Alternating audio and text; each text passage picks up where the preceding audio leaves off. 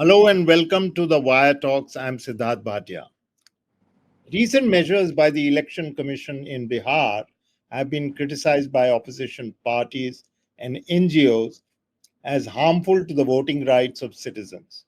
They say that the EC's recent announcement for a special intensive revision of the electoral rolls may result in crores of people, especially from the marginalized communities, losing their right to vote.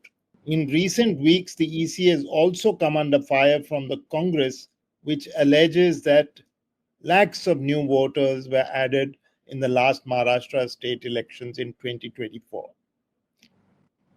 Earlier, there was a controversy in 2023 when the government introduced a bill to appoint a minister and remove the Chief Justice of India on the panel to select the election commissioner, which the opposition parties said would make the commission a puppet in the hands of the prime minister. What does this say about the election commission, which is supposed to be an independent constitutional body? And what broader questions does it raise about the direction of Indian democracy? My guest today is Dr. Ashwani Kumar, senior advocate and a former Minister of Law and Justice in the Manmohan Singh cabinet, as well as a former Additional Solicitor General of India. A regular commentator on current affairs, Dr. Kumar is a passionate crusader for human rights and is also an author of several books, one of them which has a particular relevance and resonance here, Democracy in Retreat, Revisiting the Ends of Power, which was published recently in 2023. Dr. Ashwani Kumar, welcome to the Wire Talks. Thank you, Sidharth.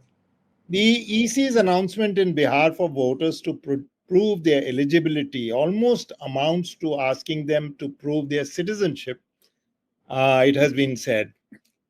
They have to show documents which crores of voters will not have. How do you read this?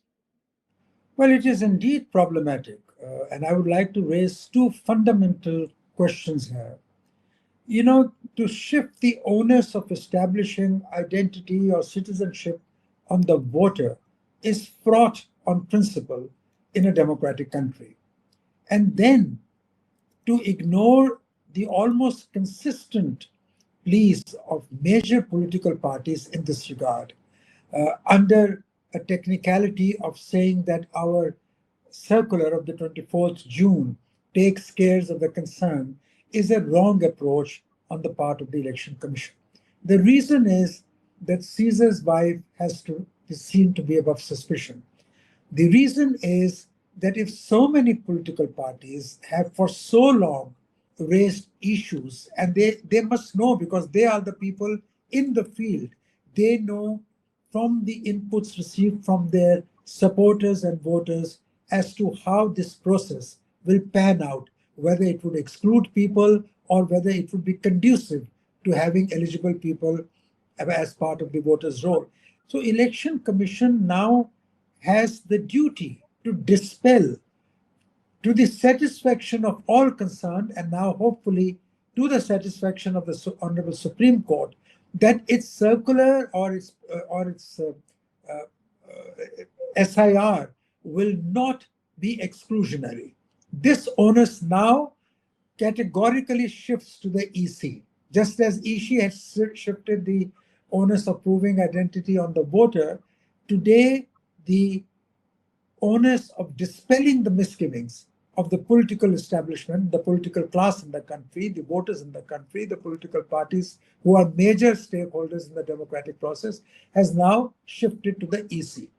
I do hope that the Supreme Court will come out with some guardrails to ensure that the apprehensions expressed in this regard are actually taken care of. But let me also say at the same time that in the past, as my experience in the Supreme Court goes, the Election Commission's expertise is held in high regard.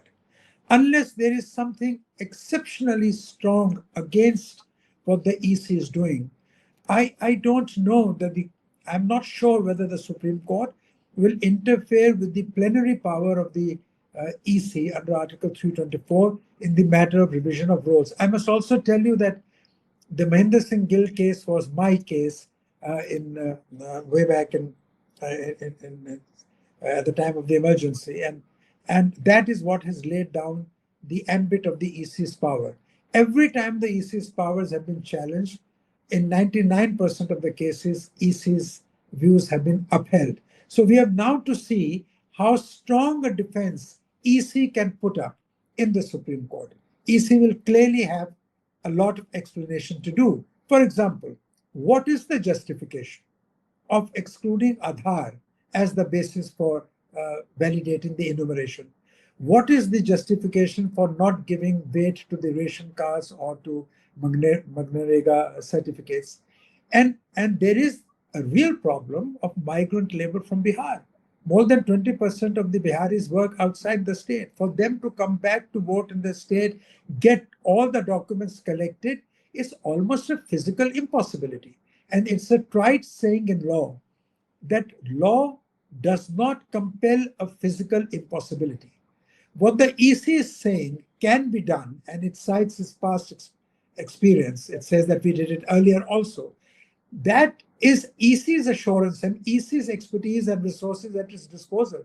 But what about the resources of the ordinary voter in collecting these documents, having them copied, presenting them to the EROs, and then having their name put in the electoral roll?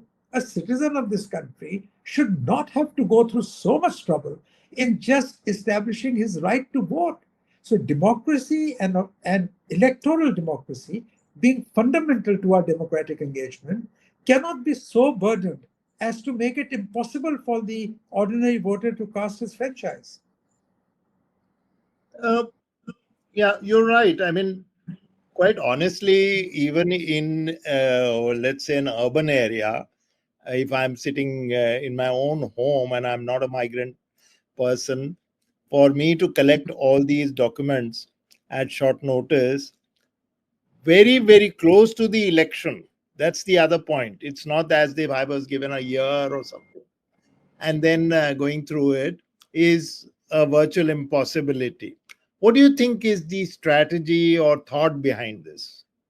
Look, I do not want to cast any aspersions on the motives of the Election Commission.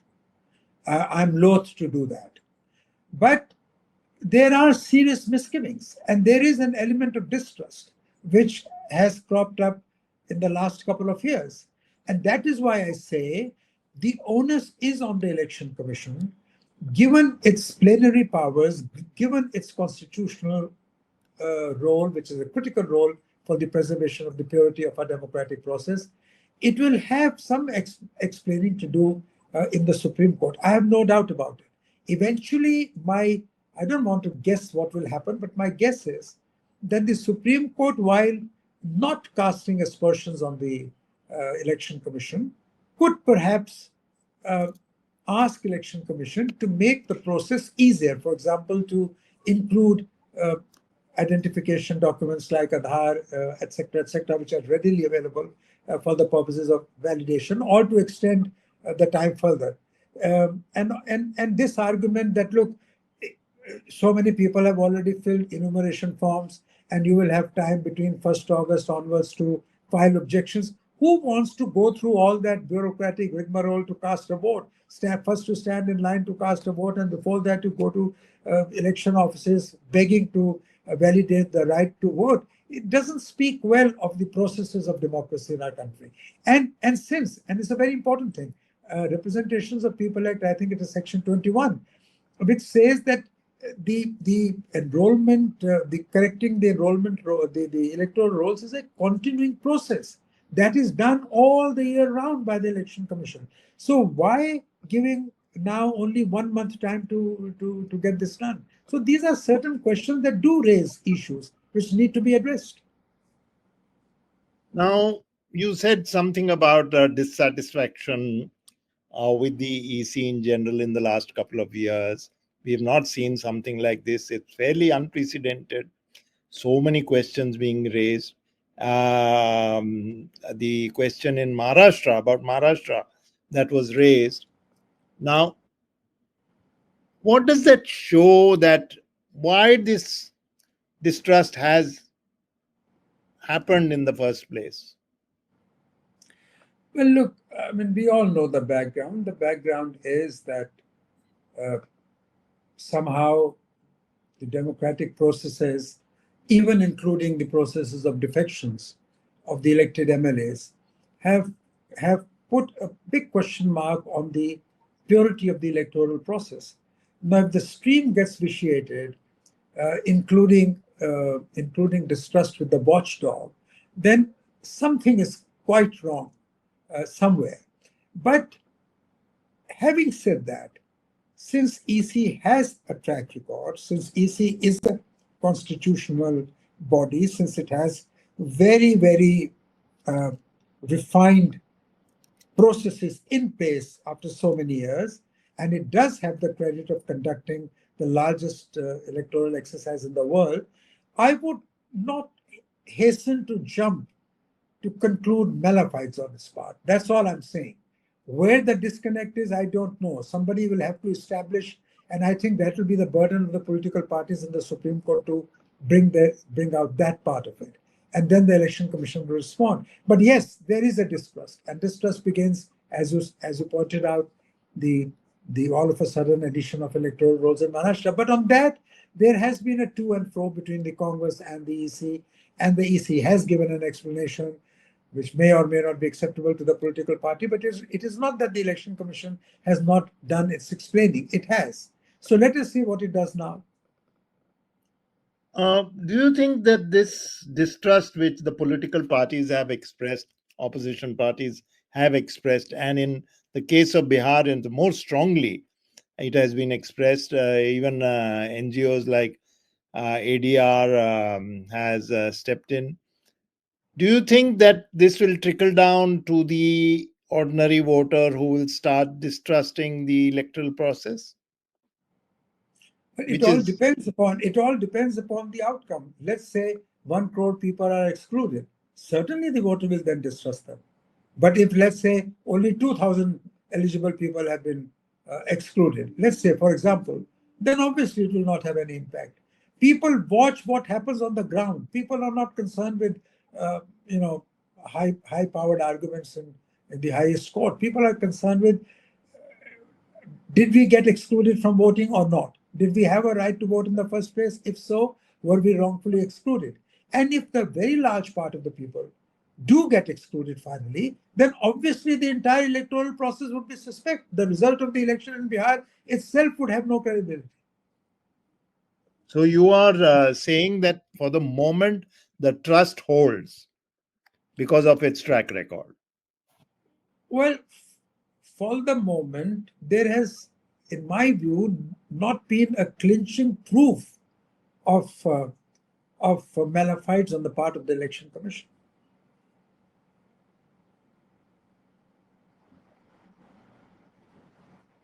It's a perception, and that perception may be backed by strong reasons. I'm not disputing that, but I'm saying that uh, you need a lot more in terms of the impact of the decision of the Election Commission, the negative impact of its decisions on the right of the voter to vote. If that happens, if that results, then certainly the trust of the Election Commission would be demolished. Okay, taking the argument further wider, um, the Election Commission over the last X number of years, from 1950 onwards, has done a good job, in many cases an exemplary job. It has um, carried out elections in the most complex of circumstances, in the most complex of societies, over and over and over again, and earned the trust of all kinds of constituencies. And suddenly these things have started happening over the last 2 years, 3 years. Um, and perhaps my fear is, perhaps just a conjecture, that now Every time something happens, a political party might say, see, we don't trust this. If that begins to happen, what does it say about our democracy? Because our democracy, we are quite proud, rightly, justly, about the elections. What will what will this constant raising and this distrust do to our democracy? Our democratic principles, our standing, our faith. What will this do? Well, let me uh, preface my answer by saying that already in all the global democracy indexes, India is at best being treated as a hybrid democracy or only as an electoral democracy, meaning thereby that we do have elections which are largely free and fair. But there are many other elements of the democratic regime which the indexes says are not present in India. And if, as a result of this circular or as a result of other directions of the EC, even the electoral democracy index or that part of the democracy index also suffers a question mark, then we have a real problem internationally and domestically. As you know, that democracy is an article of faith with all Indians. It is a part of the basic structure of the Constitution. It is something that we cherish dearly. And I must say that Election Commission has had a very preeminent role in the past in ensuring the purity of the democratic process to the extent it can. So these recurring question marks upon its conduct and behavior or its circulars or decisions is not good. And collectively, if this continues to happen, it would erode the trust of the people at large further in the democratic processes. We already know the disproportionate influence of muscle and money in determining the outcome of elections. If you add another dimension, that is distrust in the processes, in the governing processes or the processes of the election commission in conducting free and fair elections, then we have a real problem at our hands.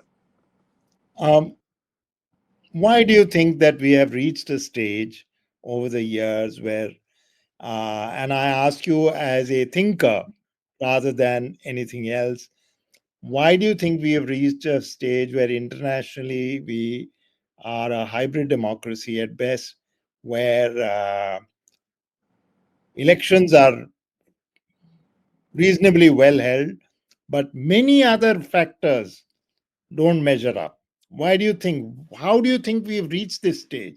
And you are a man who has fought for human rights, for example, and I suppose that will also figure in this larger scheme of things. Yes, it does. In fact, I'm astounded that one of the things for which I've been crusading for a long time is a comprehensive anti custodial torture legislation. And despite the fact that I've met everybody in this government, despite the fact that the Select Committee of Parliament, which I had the privilege of chairing in 2010, unanimously recommended such a law, this law has not been passed. I am really astounded because Article 21 and all the jurisprudence of the Supreme Court around custodial torture says that Article 21 is infracted even if there is one custodial torture instance in the country. And we see that every day, and that is increasing by leaps and bounds, and there is no legislation. Then the disparities, the kind of delays in the delivery of justice system. I can write a book on that. In fact, I have written a book on that. It cumulatively shows that on all indexes of a resilient democracy, India seems to be a flailing democracy. It is a democracy, to be very magnanimous, under stress. It is time for us to energize our democracy. And in this context, the circular of the Election Commission creates further doubts. And one of the reasons, as you asked me, what is the overall reason? Well, I sometimes tell people everything rests with the leadership of the country. All resilient, all democratic resilience depends in some way or the other on on on how the leadership treats democratic power. In fact, in today's Hindu, my opinion piece has been published, which is squarely on the issue of leadership. And you see, the failure of the democratic world to prevent these wars is a failure of leadership. Our inability to take a forthright stand, maybe on account of real political considerations, and I do not deny the Indian state that it has to factor those considerations. We don't live in an ideal world, and therefore there cannot be total idealism. But there are certain principles that have to be non-negotiable. In a country inspired by Mahatma Gandhi, certain principles have to be non-negotiable, and there has to be sanctity attached to them. That's not happening. So once the decline begins, and once the ball starts hurtling down, you don't know where it will stop. Do you think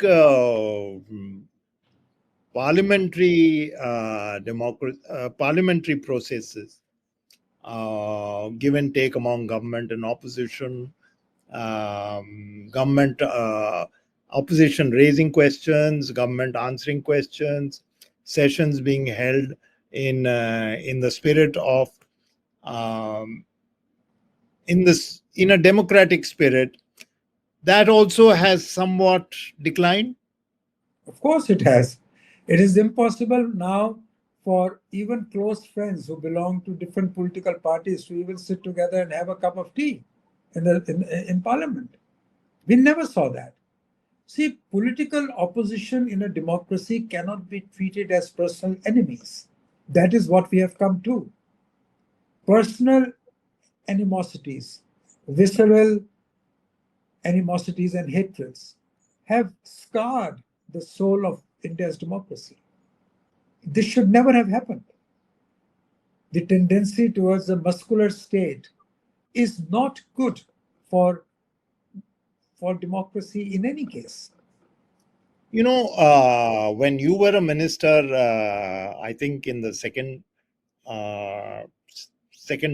UPA 2, there was a lot of filibustering, a lot of noise, a lot of chaos being created by the then opposition party, that's the Bharatiya Janata Party.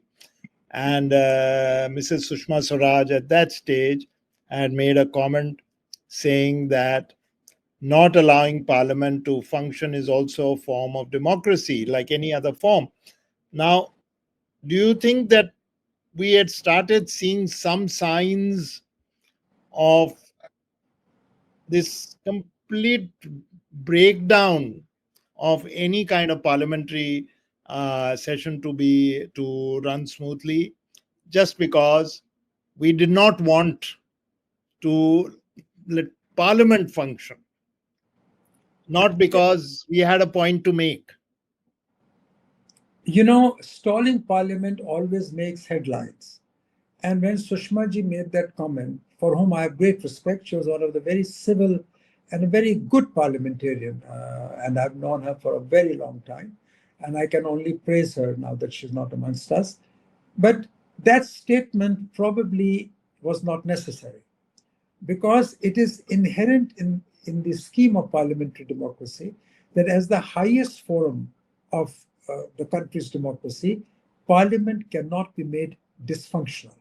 It is a forum for debate, it is a forum for deliberation where laws are discussed and they are pruned and they are sanitized, and finally they apply to determine the course of the country's future.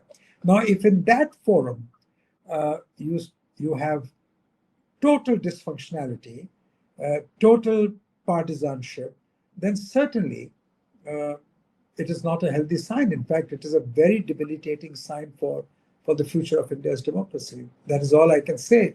And I hope that this thing stops. I would also like to state here that the level of political discourse that we see today is perhaps the single most important debilitating factor as far as India's democracy is concerned.